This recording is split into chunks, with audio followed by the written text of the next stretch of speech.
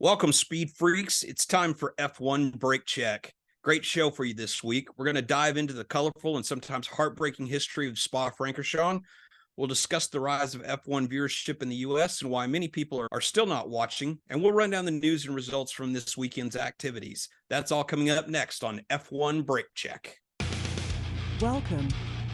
You are listening to F1 Brake Check, the epic podcast for all things Formula One, where we discuss technology, history, news, and perspective. With your hosts, Scott Vick and Corey Breen. Hello there. This is Scott Vick, along with my intrepid co-host, Corey. How you doing, Corey? How's your week been? It's been tough. Working nonstop, it's been tough. And yes, I've been complaining about this for the last 2 months now, but the heat is unrelenting. It's anywhere from 38 to 42 degrees Celsius. sometimes even higher. Oh, it's just Yeah. It's been brutal. But other than that, it's been great. The season's going really well. The podcast is going well. We're what, 8-9 episodes in now, something like that. I forget now. Yep, something like that. So yeah, it's been good. How about you? How's your week been? Same. It's it's like you said, the heat here in North Texas has just been absolutely brutal and everything. I saw something the other day that said the best way to stay cool in Texas in the summer is to leave Texas. And I'm about on that verge right now. It's brutal. just brutal. It's hard to believe that we're at the halfway point of the season. Yeah. It's we're at the summer break, so still got a lot of great racing to come. Thankfully, that's one thing that I know that it's not universally loved among the drivers and the teams and everything because of all the extra work for them. But I have to say that I love how long the season is now. It used to be when it was only 16 races per year. It just always seemed like it was over way too fast. Whereas, now it's like with the 22, 24 races per season, taking up 10 out of the 12 months, it sure does, from a fan's perspective, it sure does make it a lot more fun. A lot more challenging for the drivers, but yeah, for the fans, it definitely does help. It's a lonely few months when we have no racing. Yes, it is. Absolutely. 2 months of just watching YouTubes and reminiscing about the previous year and thinking about what could happen in the year coming. So it's nice to have almost the entire year full of racing. Yep, absolutely. So let's talk Spa.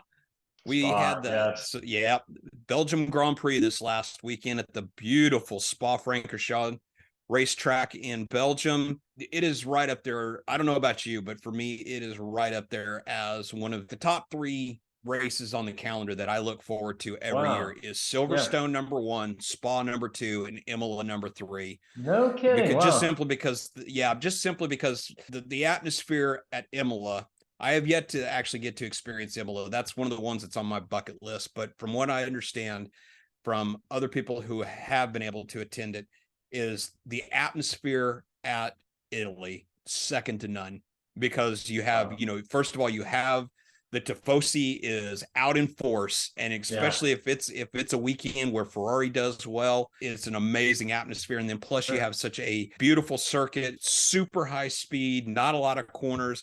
I mean, it is your true power circuit and everything. So it's definitely one that I want to check out someday. But Spa's just a step above it. First of all, it's just such a beautiful setting, and it has what has to be considered probably one of the greatest, if not the greatest, corners in all of motorsports, with the Eau Rouge corner, which, again, never having been to Belgium, never having gotten to go to Spa, I've driven it enough times on the simulator and everything, and in a variety of different cars, and it's just, even in the simulator, there is nothing else like blasting through Eau Rouge. It's incredible. So real quick history about the track Spa-Francorchamps. Track was originally built back in the 1920s. I believe it was actually 1920 was when it was designed.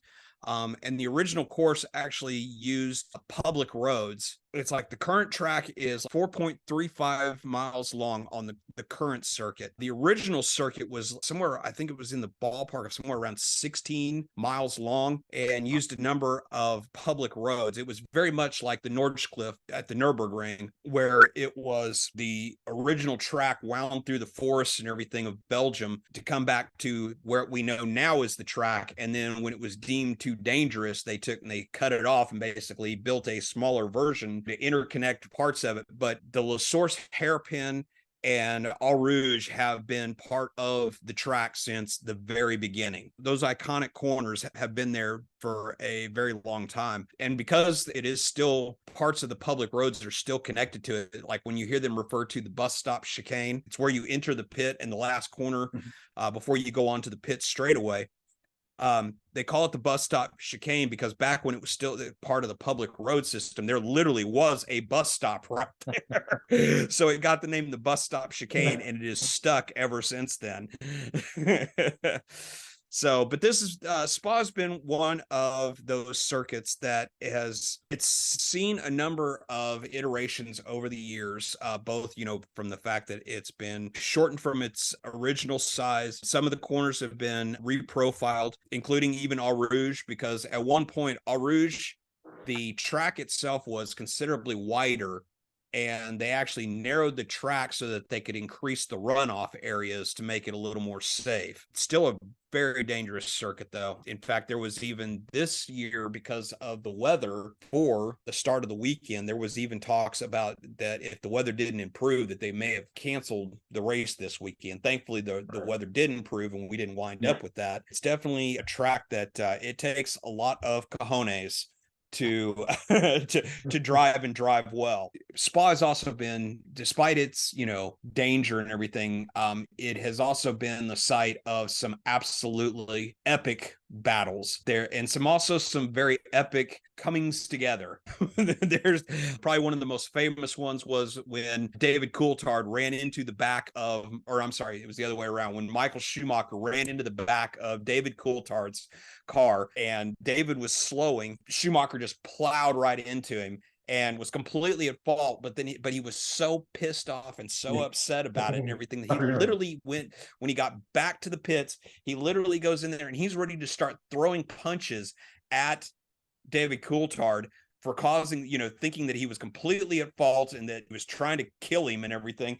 And then later on, they show him the tape. He remembers it totally different from the way that it actually happened. Isn't that crazy how brains work? It's so fascinating just how your brain just will, no, you didn't do it that way. Yeah, you did. Yep, absolutely. Other moments in the track's history, there was Damon Hill's absolutely brilliant drive in the rain in the Jordan. First or second ever win by Jordan was due to Damon Hill's just absolutely brilliant drive in the rain. Also, speaking of Jordan, I'd also witnessed the debut of Michael Schumacher at Spa, where he qualified at an absolutely unheard of 7th on the grid.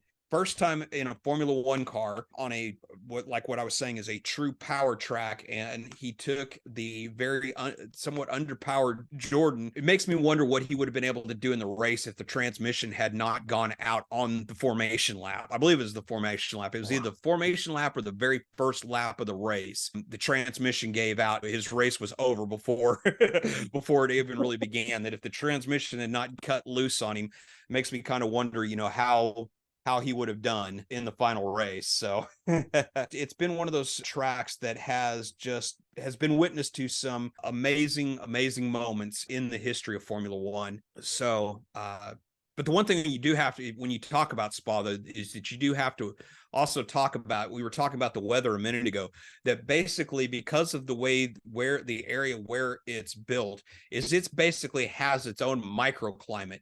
And it is so completely unpredictable what the weather is going to be like in Spa, just like what we witnessed this weekend. It was like Thursday, it was torrential downpours. Friday, we had a dry practice, but then qualifying started off wet, went to dry. We had a damp start to the sprint race on Saturday, had dry start for the race on Sunday, and then had that little micro burst right in the middle of the race, and then it dried right back out. Because the track is so long and everything, that it's like literally parts of the track. I've seen it before in the past where parts of the track will be just absolutely soaked, and you'll come around and other parts of the track will be bone dry, which can make for some very, very tricky conditions. And I've seen some very tricky races that have happened where the strategies have played into it, where some of the teams have brought the cars in and put the cars, put on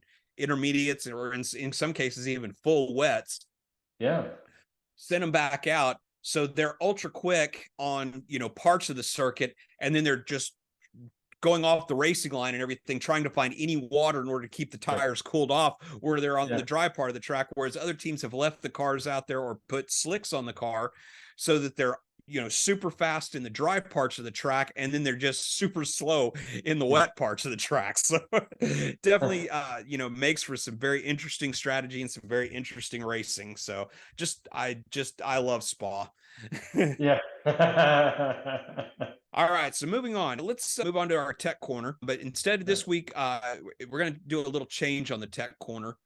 Instead of talking about a particular technology in Formula One this week, what we're going to do is we're going to change it up a little bit. We're going to talk a little bit more about other pressing questions, is kind of the way I'd like to think of it for this. And then we'll return to the tech corner and talk about dampers, or i.e. shock absorbers, during the next tech corner. This week for the discussion, I wanted to talk about, with the advent of Drive to Survive, more Americans are watching and following Formula One than ever before. However, the numbers still pale in comparison to relation to other sports in the US and to F1 viewership in other countries like Brazil and Great Britain and Italy and Germany, other countries that are way more passionate about Formula One. So in some countries, it is literally the most watched sport, or it's number two only to football, or as us Yanks call it, soccer. So Corey, why do you think more people aren't watching Formula One in America? Is it just simply it still hasn't hit critical mass? What's your thoughts on it? Yeah, I really think that obviously Drive to Survive has helped viewership quite a bit. When you look at other racing series like NASCAR or Indy, those are hugely popular, especially here in the South. And when we look at F1, which is far superior in so many ways, and not to denigrate the other racing series at all. I can go off on that, but we'll keep it clean on this one here. But I think part of it is some people truly just don't know F1 and don't really understand a lot of the strategies behind it. I'm sure there's strategies in along with NASCAR and everything like that, but the strategies that we have in F1, I think, pale in comparison. Not only that, but the engines and the horsepower and everything else that you're talking about in F1 are just far superior. So to me, my gut feeling is people just don't know a lot about it yet. It's still an emerging sport in the US. Primarily, there's not a lot of tracks, really. As big as America is, we have 3 tracks. One is the inaugural races this year in Las Vegas. So we have 3 tracks, which Las Vegas is going to help tremendously, because tons of people from all over the US, obviously the world, but from primarily the US, go all over, go to Las Vegas. So we'll have people from California, we'll have people from all those surrounding states going to this one. So hopefully more races or more tracks in America. Hopefully that's going to drive more attendance, or at least more curiosity around the sport. Because once people start really watching and understanding, oh, well, this is why they're doing that, or understanding a little bit more about the strategies, or, a lot of the NASCAR people, I know they fall in love with the drivers, and then that promotes them to only shop at whatever brands that the drivers are promoting. So there's some hardcore fans here, racing fans. If they get open enough to see how great F1 is, I think that maybe not a transition, but maybe they'll start watching F1 a little bit more. What are your thoughts? I think that you hit up on a couple of very good key points that, yes, compared to NASCAR, especially here in the South, or even IndyCar more on a national level, F1 has kind of always been the third tier. I think that, you're right. Drive to Survive, from a viewership and interest perspective, it has been a huge boon to the sport and to growing the American audience, and which I applaud. I think that some of the stuff that they've manufactured for Drive to Survive, yeah, some of it is manufactured and everything to make it more dramatic and stuff. But but hey, if it gets people interested in the sport, I don't care. But the other couple of things though that I have seen, from having followed the sport for over 30 years, there's a couple of other things too that have kept it from rising to the levels of, say, American football and baseball and basketball. One is, for the longest time, the sport was very Eurocentric. It was, with 80% of the races being in the European Union and the surrounding area, with only a handful of flyaway races. This was back, in those days when there was only 16, 18 races per year. Yeah. And the only races outside of Europe was like Australia, Japan, Canada, Brazil, and Mexico. So usually maybe 5 or 6 out of races per year were not in the European blocks. So that was one thing. 2, the lack of American drivers, I think, in Formula One has been a big reason why, because back in the 70s and even to a small degree in the early 80s, the viewership of Formula One in America and the fan support was pretty close to what it is now in, the early 2020s. But that was because you had a number of American drivers like Mario Andretti, who not only were in the sport, but were winning and were competitive.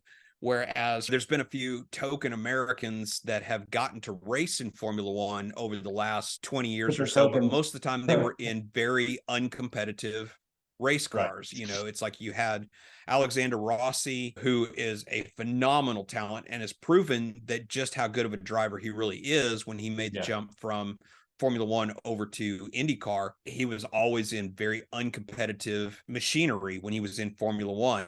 And same thing for Scott Speed and a number of other drivers. That was the second thing, and even when Formula One finally came back to the US, the debacle at Indy that we talked about a couple of weeks ago, where only 6 cars started the entire race because of the whole Michelin Bridgestone tire kerfuffle.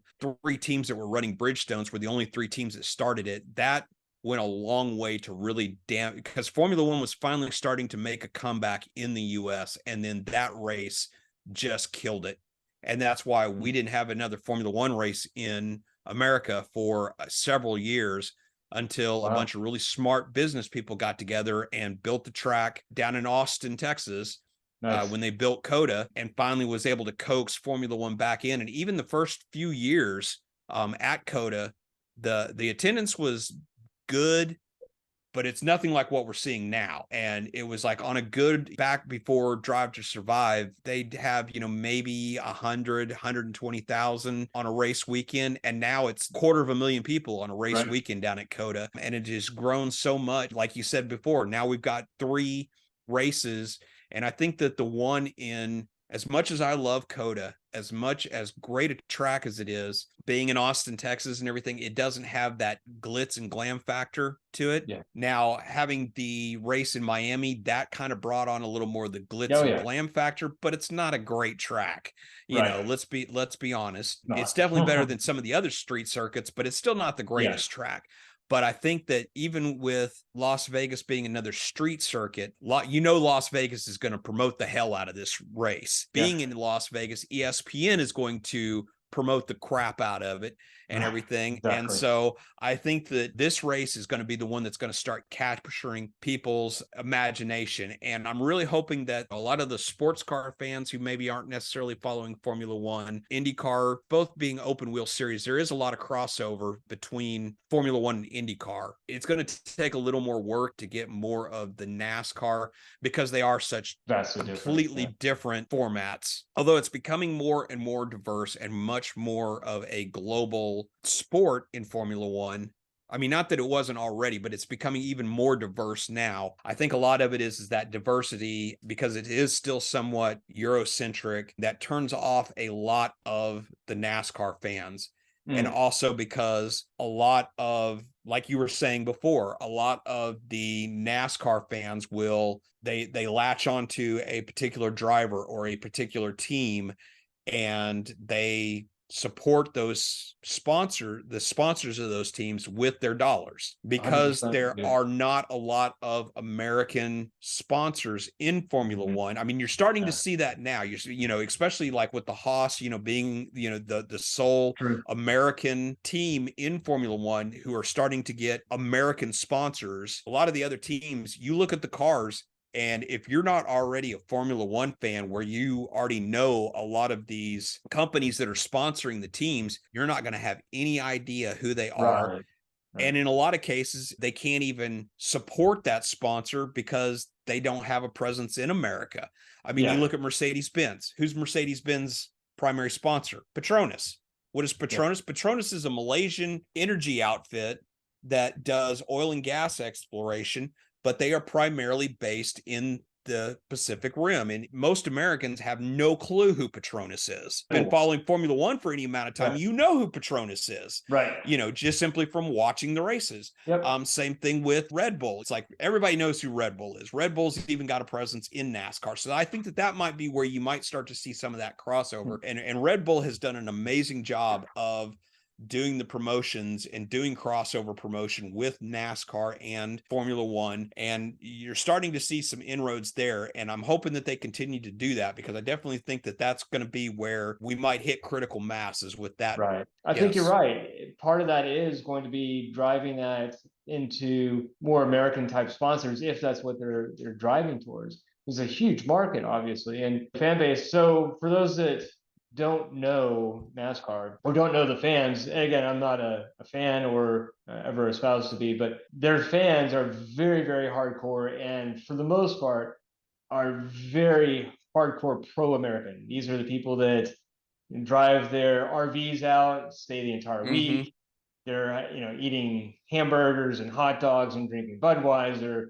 These are their core demographics. So if you can put that in your head and then extrapolate that out to F1 fan, it's a little bit of a difference, right? So, but again, I think that if you sat a NASCAR fan down and ran them through, well, this is NASCAR, this is what F1 is, and just went through the differences there, I think that the NASCAR fan would be, oh, well, okay, now I kind of understand it, and would see racing for what it is. It's far more technical for double the horsepower. Much faster car. We'll end on this, though. What you were saying about the difference in the NASCAR fans is one thing, though, that I think that NASCAR has done in the last couple of years with what they refer to as their next gen cars, because for the longest time, I mean, they still have a long ways to go, but for the longest time, the NASCARs, there was no changes whatsoever. The only thing that may have changed was the outside sheet metal of the cars. In fact, there were often many instances where the chassis itself was literally the same chassis that some of these teams had been running for 5, 6, 7 years. There was literally no difference in it except for the sheet metal on the outside. The manufacturers might change the lines of the car or something, and so they would change the sheet metal on the NASCARs. They were still using the standard 5 lug nuts for all of the wheels, which is the same that they've been using for decades, even after every other racing series on the planet had gone to the single spline wheel nuts. NASCAR still doesn't allow anything even remotely approaching, traction control, ABS. They still have 5-speed manual transmission, no sequential shift, no auto shift, or anything like that. There's no electronics allowed, no telemetry allowed on the cars. Things like that. To some people, that appeals to them because it's, because the cars are so simplistic, and that's what appeals to them. And that's the reason why they don't understand the technology behind Formula One, and they don't want to. They prefer their racing as simple as possible, and because that's the way it's always been, and that's the way they want to keep it. So I'm going to leave it on that. Nice. Okay, so let's move on to talk about the race weekend. weather into the race this weekend. The race was affected by the weather hugely this weekend, just like it almost always is at Spa, and we saw that play out in a lot of the drama over the weekend, especially with it not being a normal weekend, where we have 3 practices, qualifying, and the race. We had another one of our sprint race weekends with the sprint shootout qualifying. So we basically only had 1 practice and caught some of the teams out because of the weather, which made it for a really, really interesting weekend. So first up, let's talk about Aston Martin. Finally had a good return to form after, the dip in the last couple of races. Other than Alonso's spin out during the sprint race, they had a really good weekend. Alonso winds up 5th in the race. Stroll winds up in 9th. Alonso was actually even running, I believe it was as high as 4th during the race. It's overtaken eventually by Lewis on fresher tires and everything, but had a great weekend after the disappointments of Hungary and Silverstone. Yeah. Oh, wow. Just it looked like they were backpedaling in a big way. I'm so glad to see them back on form. Yes, absolutely. So good on them. So really excited to see Aston Martin back up there. Unfortunately, Alonso lost 3rd place to Lewis because of the last couple weekends, was able to leapfrog over Alonso. But I'm hoping that with Aston's return to form and what looked to appear to be some backsliding in the case of the Mercedes, which we'll talk about in just a little bit. I have a sneaking suspicion it's going to be a pretty heated battle between Alonso and Lewis coming down the stretch, especially after the summer break. Had he not pressed, he being Hamilton, and had Hamilton not pressed and got that extra point for fastest lap, they would have been tied. Yes. So a lot of thinking, hey, I need to do this. It wasn't a slight against Max. It was him trying to get that lead advantage over Alonso. And it's going to be a tight race, especially if Aston Martin can keep up the pace as much as they have been. Yes, absolutely. I was reading somewhere that they're supposed to have a really big upgrade that they had planned for after the summer break. So, it'll be really interesting to see how they look in a month's time when we're back in live action and everything, and see what those upgrades bring. So speaking of upgrades, we got to talk about McLaren. McLaren is still showing very, very strong form. So we have definitely not seen any kind of drop off from McLaren, which has been super awesome to see. Had a really good, strong qualifying, really good, strong sprint pace. Fortunately, they were able to snatch victory from the jaws of defeat, relatively speaking, on race day, but they had to have a little help from the weather in order to get there. What did you think of Piastri's accident? Because to me, it seemed like he went into the corner where he shouldn't have been in the first place, and he caused that accident. And no penalties. FIA is like, oh, no, that's an everyday occurrence. He should have backed off, right? I mean, I am seeing that correct, right? I'm not taking this a crazy pill. No, I saw it in the same way that you saw it, and I did disagree with the FIA that Piastri, he did get a great start. He out-qualified Lando, qualifies in 6th, vying for 3rd place, but you're right, he should have backed out. It was like he definitely was trying to fit the car into a space where he couldn't go. And it wasn't a matter of Seitz closing the door on him, because he was racing hard against Hamilton. He and Hamilton were side by side, and he owned that corner anyway. They already both had the corner, and then Piastri was just trying. I chalk that up. It was definitely his fault, but at the same time, I chalk it up to being a rookie. I don't think that it was anything that it was one of those things that I think that he is going to learn from that mistake to say, okay, in a situation like that where there is not enough room, yes, I should have backed off, caught the slipstream from both sides, because Seitz and Hamilton are fighting, which means they're going to be totally focused on each other. You grab the slipstream while you can, coming up through Eau Rouge, down the straightaway, and very good chance that he could have, if he had not caused the accident, he very easily, I think that he would have had a very good chance of being able to overtake both Hamilton and Seitz coming down off of the straightaway. I think he had a very good shot at being able to out-drag them had he not caused the accident. So with the accident that took him out, took Seitz out because it tore up the side pod. He lost so much aerodynamic efficiency. Technically, it was only quote unquote 5%, but in these cars that are so aerodynamically sensitive, You can't do that. 5% is a huge amount. And as we saw, he just started sliding back, and it was just better for, and give credit to Ferrari in this case, where they just said, retire the car, because it was like they knew that they weren't going to be able to get any points, save the mileage on the engine and the transmission and the powertrain components, and live to fight another day. So you got to give props to Ferrari for being really smart in that case. Thank you for the one time that, hopefully not the only time I'll say that this year, but thank you, Ferrari, and your strategy. That played out. Absolutely. Although I was really looking forward to seeing Sainz actually compete. I was really looking forward to that, because him and Leclerc just have been, oh man, it would have been such a great race.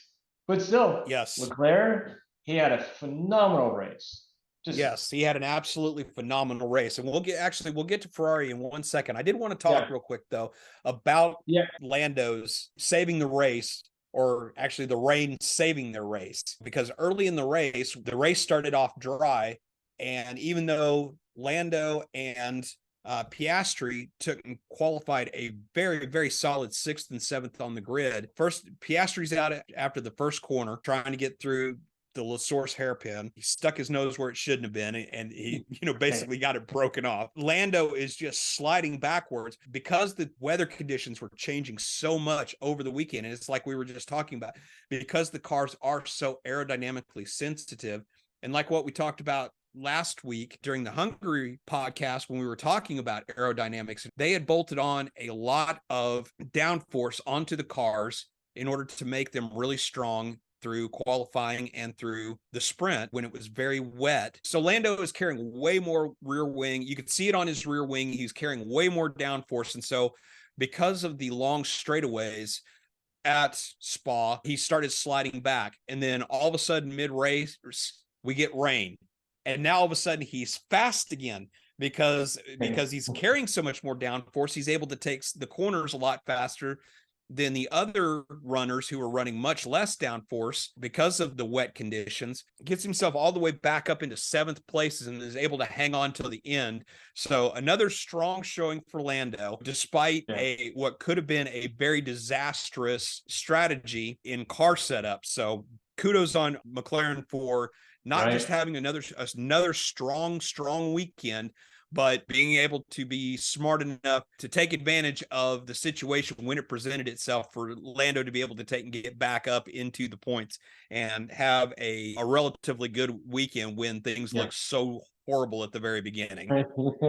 Exactly. So, all right, so let's talk Ferrari. Had a really strong weekend. Couple things aside, as we talked about with Piastri causing the accident in turn 1 going into the La Source hairpin and tearing up the side pod on Sainz's car, which caused him to have to park the car. Kudos on Ferrari for being smart enough to say, hey, you've lost 5% of your aero efficiency. You're just going to be sliding backwards. Let's save the power unit and the transmission, and let's box the car and call it a weekend. You got to really give Ferrari credit for having the foresight to think, we can't salvage anything out of this. Let's save the car. Yeah, the race is already dead. Let's go ahead and salvage it. As much as salvage the car, that is. Yeah. Let's hope this isn't the only time we praise Ferrari for their strategy. Absolutely. But hey, Leclerc had a great weekend. Yeah, Leclerc had a fantastic weekend.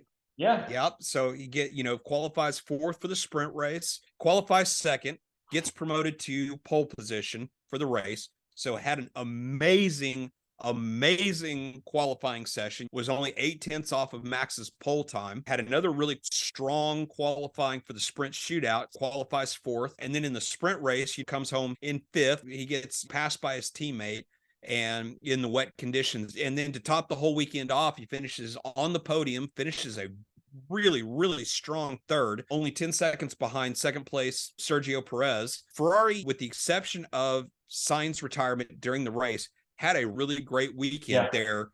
Their strategy on race day was super on point. I think it's the only time we can say where their strategy was perfect. And it's, it's only one of, maybe three, 4 times where we can say they didn't completely screw up the strategy and end up shooting themselves in the foot. So, great weekend for Ferrari. Love to see that. And you could definitely tell during the podium ceremony after the race, you could definitely see it would almost look like relief on Leclerc's face for him to finally be back on the podium. It was just really great to see, Ferrari have such a strong weekend. Yeah, it was amazing. I love seeing them have that strong weekend. I love seeing them actually get out there and be competitive, as competitive as you can be with Max right now. But he's up there, he was up on podium, grabbed a ton of points, even on the sprint. So good for Leclerc and good for Team Ferrari. Yes, absolutely great for Ferrari. So love to see that. Speaking of Max, so let's go ahead and I guess we got to address the elephant in the room. We do have to talk real quick about Red Bull's continued dominance over the whole course of the weekend. Max qualifies on pole, but because they had to replace the gearbox, he had to take a 5-place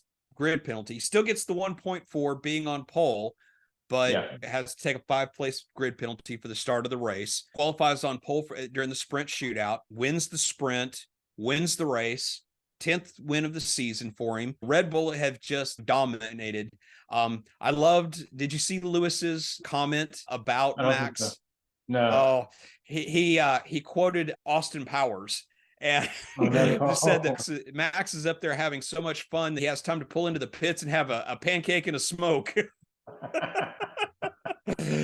Which it's right now at this moment, this was one of those weekends where it was just Max was just not going to be denied in any way, shape, or form. Even starting at 6, it didn't matter. I mean, he passed everybody but Checo within 7 laps, and then he passed Checo, I think it was lap 17 or 18, I think. I believe so. I mean, it was before half the race was over, and he passed Checo and still ended the race almost 30 seconds above. 22 seconds. 22 seconds. It was a difference of 22 seconds. If you were watching the Sky Sports telecast of the race, at the end, when Max crossed the finish line, he was actually going into La Source as Checo was coming out of the bus stop chicane. He was literally the full straightaway ahead of Checo at the end of the race. I saw another clip on YouTube where they showed the difference, where it was like the person had focused on the start finish line. You see Max fly across it and he just sits there and you're waiting.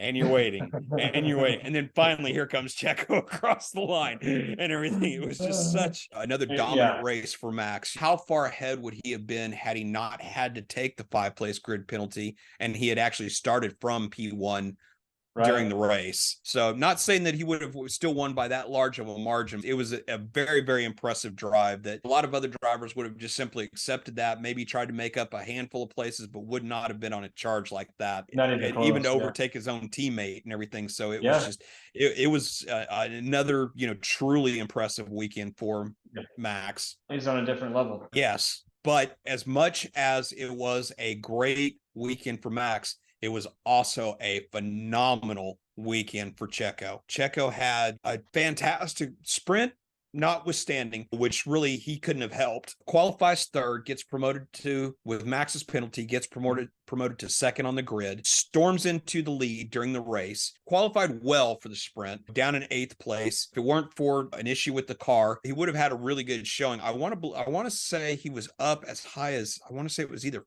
5th or 6th when he lost it, went off the track. All things being equal, Checo really had a great weekend, I think. Having him back up to form, he needs to keep pace third, second and third, fourth, maybe even. But any more sliding back than that, he knows he already has a target on his back. He knows that Danny Rick is gunning for his position. He knows this. So he has to keep that up. And he's definitely the driver to do that. He could be a serious contender to be number 1. Yes. Maybe not this year, but he's definitely he's not a driver that you would say would be a clear number 2. He is just a fantastic driver. I mean, look at years past when he's battling Hamilton, 7-time world champion. He's battling him, keeping Hamilton back. this guy Yes. has skills. There's no doubt about it. Oh yeah, absolutely. Well, we even saw that at the beginning. Yeah, we saw that even at the beginning of this season where Checo was right there. They were dead even, almost dead even on points, you know, at the beginning of the season. Even after the first 3 races, Max only had a 1-point lead, and only because he had taken fastest lap from Sergio. Sergio, at the beginning of the season, before his early season slump, as we'll call it, before that happened, he was every bit the match for Max as far as speed, qualifying, everything. So he had a run of bad luck that hasn't befallen Max, and Max has taken advantage of that. And Sergio has had to kind of take a secondary position now because Max is so far ahead in the championship now. The thing is that now is it's like he has to try to minimize the gulf between him and Max and make sure that gulf between him and whoever winds up in third is as big as possible. Because after losing out last year for second in the Drivers' Championship to Leclerc by a couple of points, only because Max didn't help him out, which Max, all credit to him, he didn't have to do that, didn't have to help him out, and he didn't.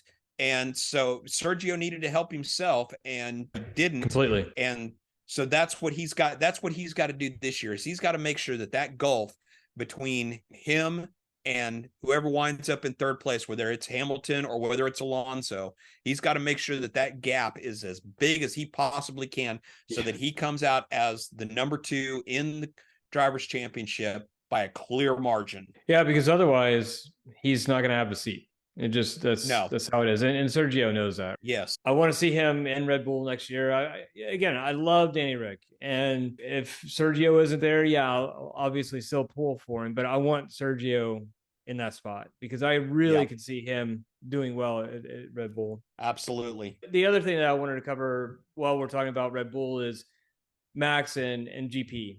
I don't want to go down the road of he said this, he was arguing that, he said something. Who cares about that? Perhaps we're starting to see something that Red Bull really can't do too much about, and that is not being humble. So Max has won all these races in a row by just huge amounts of time. He's able to sit down and have some tea and pancakes.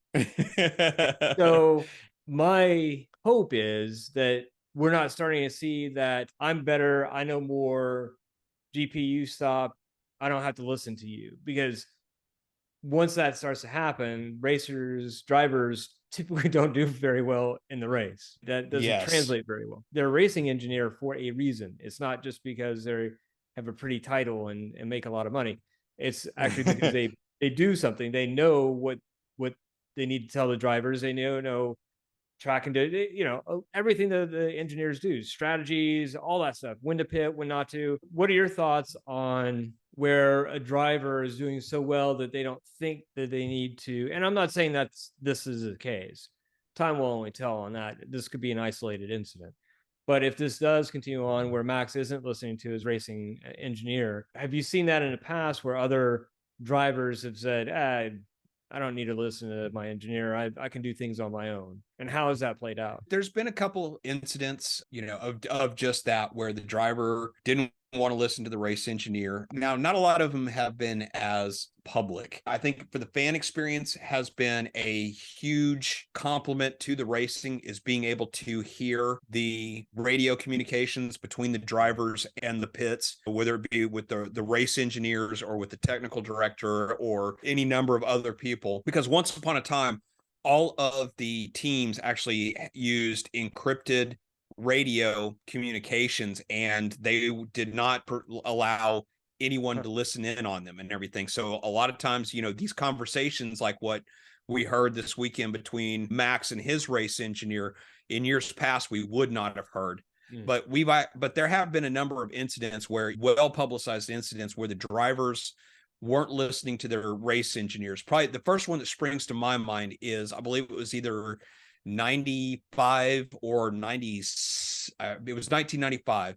Jean Alesi at Ferrari. His radio was working. He was leading the race in France at the French Grand Prix, and he is absolutely just storming the field. they told, and this was back during the era of refueling, back when they would refuel the cars, once, sometimes twice during any given race. And he was told, Fox, you need to come in. And he did not listen to his engineer. He kept storming around the track. And even though they put the board out, thinking maybe his radio was out, they put the board out saying, pit, and he didn't. And what happens? He ends up running out of fuel and ends up losing, ends up not even finishing a race that he was absolutely dominating. Wow. So that's the first one that springs to my mind that I can remember. But there have been times where the drivers have thought that they knew more than what the race engineer knew. In most cases, there's been a couple times where it has worked out in the driver's favor, but more often than not, it's usually the engineer who ends up being the one who's correct, because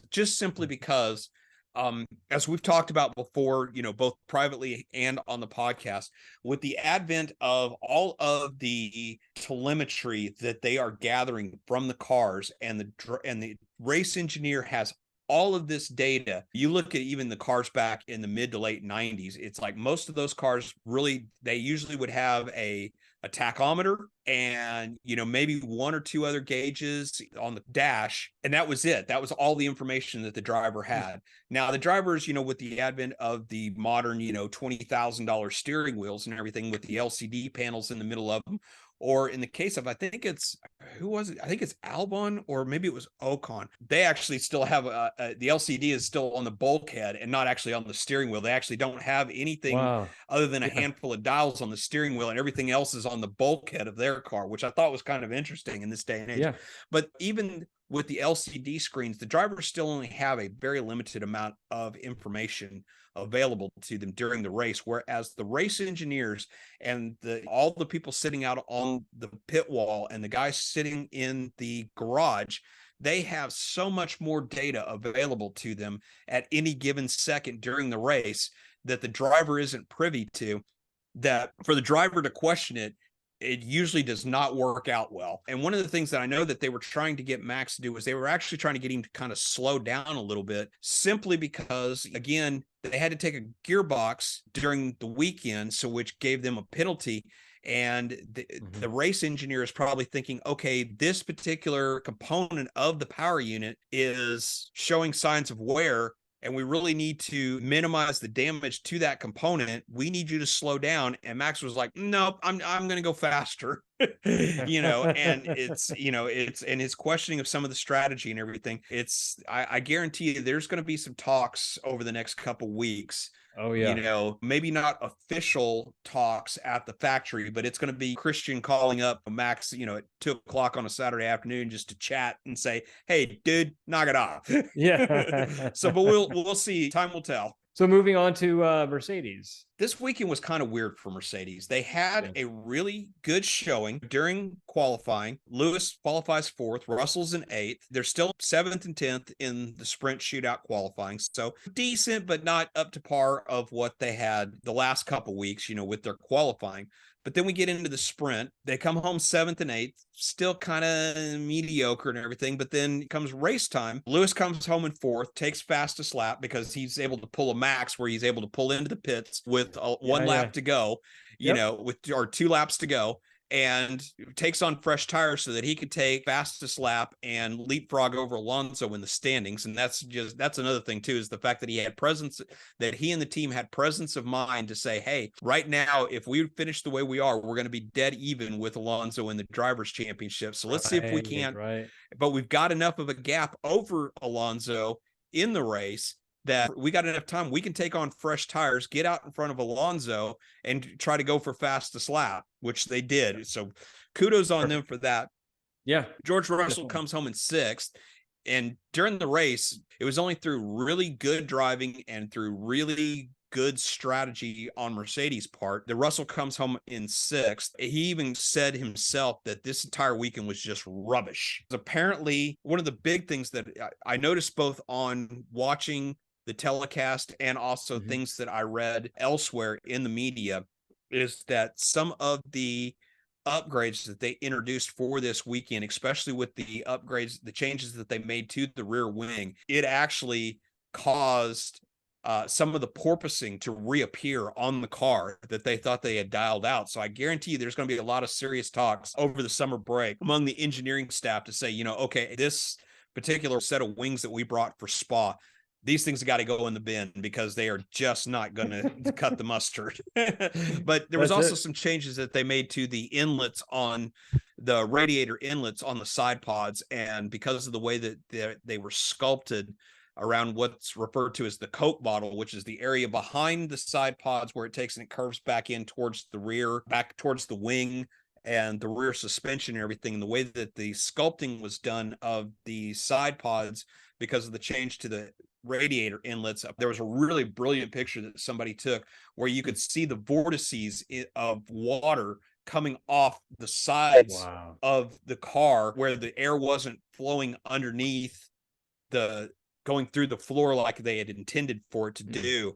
And it was causing some really bad vortices, which apparently was causing a lot of low pressure and causing the car to bottom out. So really kind of middling weekend for Mercedes. Yeah.